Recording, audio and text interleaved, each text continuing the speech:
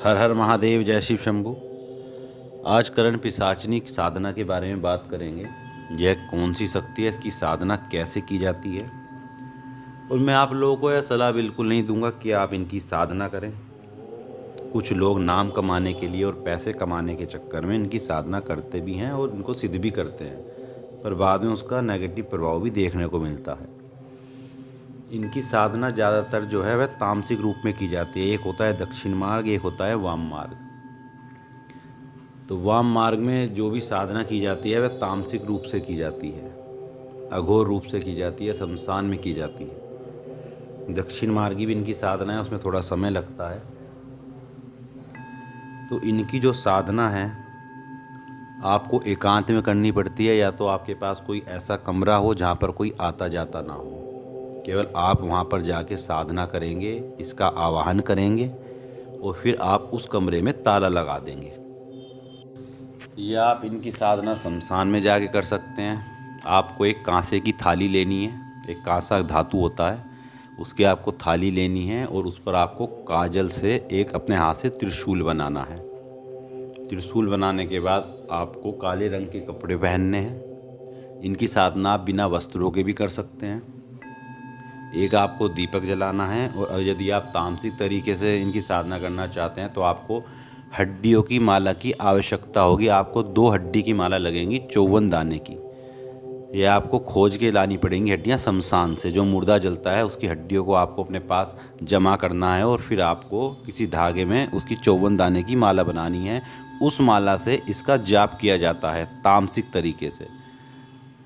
और अगर आप उससे जाप नहीं करना चाहते तो आप फिर स्फटिक की माला से इसका जाप कर सकते हैं।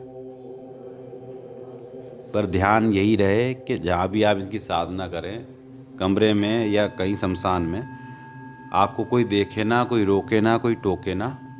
केवल आपको एकांत ही चाहिए। 41 दिन की इनकी साधना का विधान होता है। ज़्यादा से ज़्यादा आप इनकी साधना 3 महीने तक कर सकते हैं। उसमें यह आपके सामने आ जाती है, आपके कान में आवाज़ आपको आने लगती है। पर एक बात का ध्यान रखना, आप इनकी साधना जिस भी रूप में करेंगे उसको यह परेशान करेगी। जैसे मान लीजिए आप इनकी साधना माता रूप में करेंगे तो आपकी माता के कान में आके चिल्लाएंगी। बहन के रूप में करेंगे तो बहन को परेशान करेगी। पत्नी के रूप में करेंगे तो यह आपकी पत्नी को परेशान करेगी। तो जो भी आपके पास इस समय वर्तमान में भौतिक जो भी रूप है, मान लीजिए आपकी बहन नहीं है तो आप इसको बहन के रूप में कर सकते हैं, या आप शादीशुदा नहीं है तो आप इसको मित्र, प्रेमिका या पत्नी के रूप में भी कर सकते हैं। ये सबसे ज़्यादा जो अपनी शक्ति प्रदान करती है वह पत्नी के रूप में ही करती है।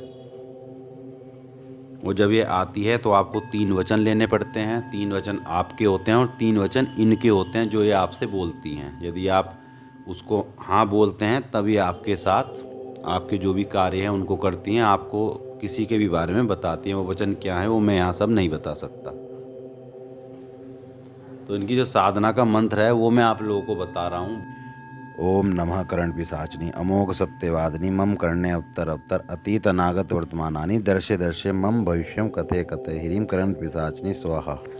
जब आप इनकी साधना करेंगे तो आपको डरावने अनुभव भी होंगे, सपने के माध्यम से भी, और प्रत्यक्ष भी आपको अनुभव होंगे। इनकी साधना में एक अनुभव यह भी होता है कि एक काले रंग की छिपकली आपके आसन के पास आकर बैठ जाती है, जिसे देखकर आप डर जाएंगे और उठने का प्रयास करेंगे। वह आपके आसन पर चढ़ने का प्रयास करेगी और जब तक आपका जाप पूरा नहीं होगा वहीं बैठी रहेगी। ये बहुत से लोगों को अनुभव इसका होता है। तो मैं आपको केवल जानकारी मात्र के लिए इतना सब कुछ बता रहा हूँ। मेरा ये उद्देश्य नहीं है कि आप ऐसी साधनाएं करें। मेरा केवल यही उद्देश्य है आप भक्ति मार्ग से जुड़ें।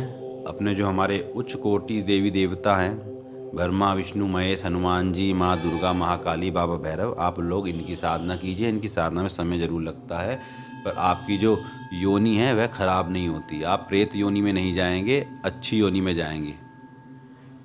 तो केवल जानकारी मात्र से इस साधना को लीजिए। इसको ऐसे ही करने का प्रयास मत कीजिएगा।